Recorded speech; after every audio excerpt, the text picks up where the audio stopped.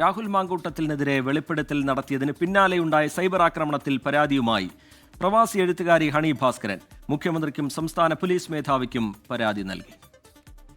ഇത്രയും ഭീകരമായിട്ടുള്ള ഒരു സൈബർ ആക്രമണത്തിന് ഇരയാവുന്നത് ആദ്യത്തെ തവണയാണ്.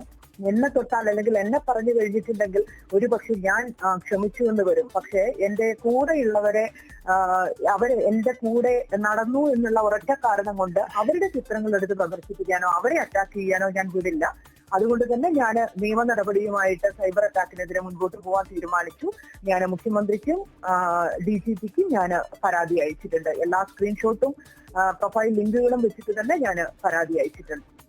നിതിൻ അംബുജൻ വിവരങ്ങളുമായി കൊച്ചിയിൽ നിന്ന് ചേരുന്നുണ്ട്. നിതിനി, രാഹുൽ മാങ്കൂട്ടത്തിന്റെ ഇരകളായ നിരവധി പേരെ തനിക്കറിയാം എന്നതടക്കമുള്ള കാര്യങ്ങൾ വെളിപ്പെടുത്തിക്കൊണ്ടായിരുന്നു ഈ ഹണി ഭാസ്കരന്റെ പ്രതികരണം. അതിനു പിന്നാലെ അതിരൂക്ഷമായ സൈബർ ആക്രമണം അവർക്ക് നേരിടേണ്ടി വന്നു. അതിലിപ്പോൾ പരാതിയുമായി മുഖ്യമന്ത്രിക്കും സംസ്ഥാന പോലീസ് മേധാവിക്കും മുന്നിലെത്തിയിരിക്കുന്നു അവർ. വിവരങ്ങൾ നിതിൻ അംബുജൻ. റിജിത്ത് തന്നോട് ചാറ്റ് ചെയ്തതിനു ശേഷം അതേക്കുറിച്ച് മറ്റുള്ളവരോട് രാഹുൽ മോശമായി സംസാരിച്ചു എന്നാണ് ഹണി ഭാസ്കരൻ ഇന്നലെ ഒരു വെളിപ്പെടുത്തൽ നടത്തിയത്. അതിനുശേഷം സൈബർ ഇടത്തിൽ വലിയ ആക്രമണം നേരിടുന്നു. പ്രത്യേകിച്ചും ഹണി ഭാസ്കരന്റെ ചിത്രങ്ങൾ ഉപയോഗിച്ചും ഹണി ഭാസ്കർ സുഹൃത്തുക്കൾക്കൊപ്പം നിൽക്കുന്ന ചിത്രമെല്ലാം ഉപയോഗിച്ചും വലിയ തരത്തിലൊരു സൈബർ അറ്റാക്ക് നേരിടുന്നു.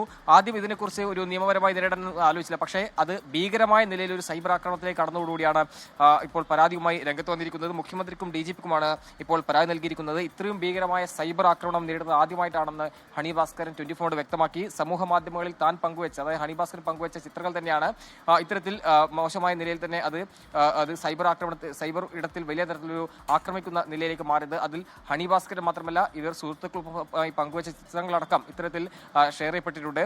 മുഖ്യമന്ത്രിക്കും DGPക്കുമാണ് പരാതി നൽകിയത്. കൂടുതൽ വെളിപ്പെടുത്തലുകൾ വരാതിരിക്കാനാണ് ഇത്തരം ഭീഷണികൾ എന്നാണ് ഹണി ഭാസ്കരൻ വ്യക്തമാക്കിയത്. അതോടൊപ്പം തന്നെ താൻ ഈ ആക്രമണത്തെ നേരിടും, പക്ഷേ തന്റെ ചുറ്റുമുള്ളവരുടെ അവസ്ഥ അങ്ങനെയല്ല. വലിയ മാനസിക സമ്മർദ്ദത്തിലൂടെ എല്ലാം തന്നെ അവർ കടന്നു പോകുന്നുണ്ട്. അങ്ങനെ ഒരു സാഹചര്യത്തിലാണ് ഇത്തരത്തിൽ പരാതി കൊടുക്കാൻ തീരുമാനിച്ചതെന്നാണ് വ്യക്തമാക്കിയത്.